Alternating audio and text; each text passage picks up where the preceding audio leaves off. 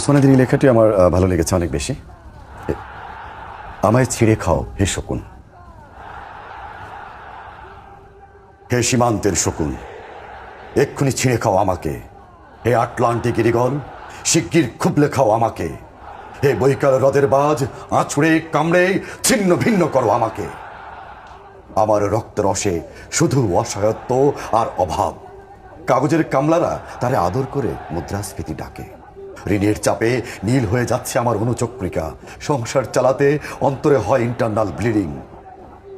সংসার চালাতে অন্তরে হয় ইন্টারনাল ব্লিডিং। কি আশ্চর্য, তবু আমি মরছি না।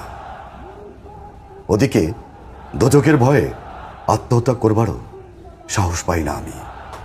খোদাকে বললাম আমি মরতে চাই। তিনি বললেন, বেঁচে আছো কে বলল?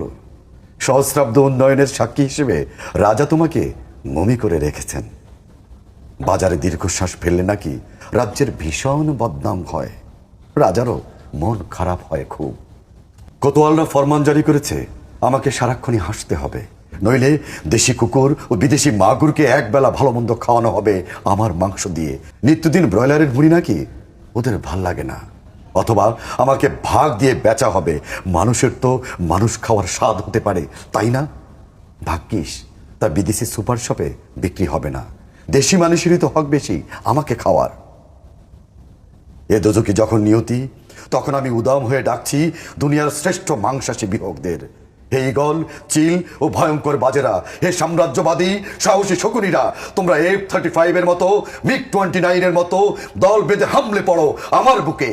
আমার রান, থান, চক্ষু, কলিজা আজ সব তোমাদের গনিমতের মাল। দেশি সুর খুবলে খাওয়ার আগেই আমায় ইচ্ছে মতো ছিঁড়ে খাও তোমরা। দোহাই দোহাই, শুধু মস্তিষ্কটা খেও না আমার, তাহলে শীঘ্রই দাস হয়ে যাবে তোমরাও।